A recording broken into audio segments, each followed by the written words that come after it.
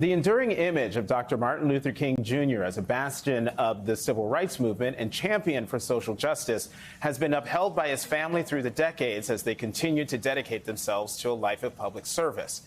And now the torch is being passed to the next generation. I sat down with Martin Luther King III, his wife, Andrea Waters King, and their daughter, Yolanda Renee King, to talk about their work to continue the King legacy and the enduring fight for justice and equality. Thank you all very much for being here. Mr. King, voting rights, reproductive rights, mass shootings, the assault on Black and brown bodies, and the education of all children. Why has America retreated on large parts of the dream, do you think? So I would have to say that every time, and if you look at Dad and Mom's history, Dad used to say whenever there is the perception of inevitable progress, there's always pushback. And I'll give you an example. In 1963, after the March on Washington, you had blacks and whites and Latinos and Native Americans, and all of these people came together. And less than 3 weeks after the March on Washington, which was a very positive demonstration, there was the 16th Street Baptist Church bombing. Move it to today. George Floyd was tragically killed. We saw policemen become judge, jury, and executioner all in front of our eyes, all over the world. There were protests for a number of months.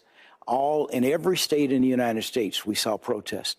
And then, again, the inevitable pushback, which later manifested itself to something that was not new. This inevitable fear, we as a society have to work through. So it's a fear. It's very tragic, but that's why we have to keep fighting and understand that these campaigns that we've been involved in as a family, but not just us, many, many other people, they are generally marathons and not sprints. I want to pick up, Mrs. King, on something that Mr. King was talking about in terms of history, because right now, there's a controversy over the AP African American Studies curriculum. Florida Governor Ron DeSantis has slammed the curriculum as, quote, woke. He declared the curriculum, he said this, quote, "We believe in education, not indoctrination." Your response either to the governor or to that mindset, because he's not the only one who thinks that. Learning about our history is about collective responsibility, not collective guilt. I think that we need to reclaim those words and to understand that when there's always these dialogues about not being woke, what is really happening is a conversation about all the groups that for so long have been silenced about not using your voice. You're being admonished to not use your voice. We need to reclaim that language. We need to know our history, certainly as we're talking about American history, the good, the bad, the indifferent. And we also need to know the history and language of Martin Luther King Jr. so that we won't be bamboozled into something that really is something that, again, language that's being used in a negative connotation.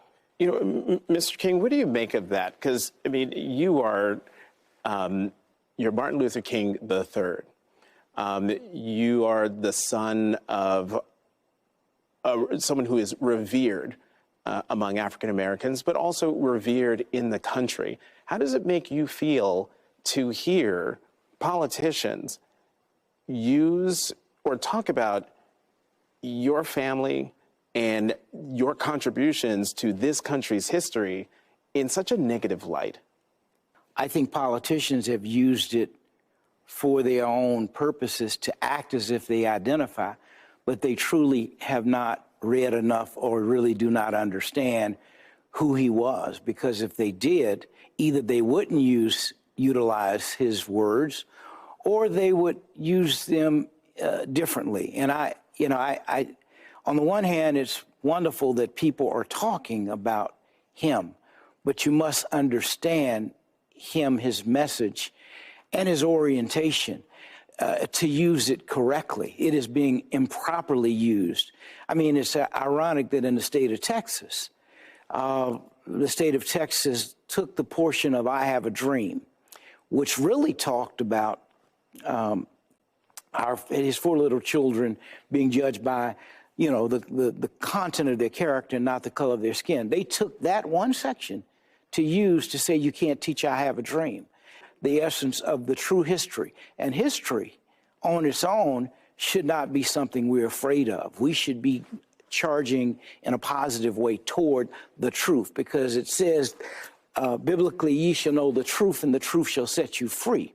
Mrs. King, your mother-in-law doesn't get nearly as much credit as she should for her indispensable role in the civil rights movement. And so I'm wondering, is Yolanda's prominence at such a young age a proactive effort to guarantee that the role of women, that the voice of women and girls in this movement aren't ignored in the new chapter of the movement? I think that when you really consider that this generation, girls that were born last year, for the first time since the end of Reconstruction and the beginning of the Black Codes, the first generation that are born with fewer rights than their parents, their grandparents, their great-grandparents. And I think that all of us who really understand and know everything that Martin Luther King Jr. and Coretta Scott King worked for should be very troubled. We believe that laws should lift us all up, not limit us. And so it really is this generation's turn, is our turn to continue to feed those flames of peace, justice, and equity, to stop the attempt to roll back, whether we're talking about voting rights, whether we're talking about what's going on with female rights. So, Yolanda, it's a lot of pressure on you right now in your generation. Given everything that you've heard your parents talk about here now, but I'm sure also around the dinner table, I would love to know from you your view of America right now. Well, this moment is a very keen time. We're seeing all these different types of legislation passed. For instance, and I think if we go back to the 2020, 2021 elections, when people really came out to vote, that's when we were kind of introduced to the issue. And because from people coming out to vote, we've seen all this backlash recently, more than there usually would be. I understand that now is it's a very hard time. It's a time where many people want to give up. It's a time where you need the most perseverance and where we need to work the hardest. And I think the thing that motivates me is after that, it can't get worse. It's victory. What, if you had the opportunity to sit with Governor DeSantis of Florida, you had 2 minutes to sit with him, is there anything you would want to say to him in relation to the whole thing about teaching African-American history? Well, I think that he's made it clear what his point of view is. And so instead of trying to convince him, because unfortunately there will always be people in opposition, I would simply say a few words, and that would be, with all due respect, I think you're on the wrong side of history.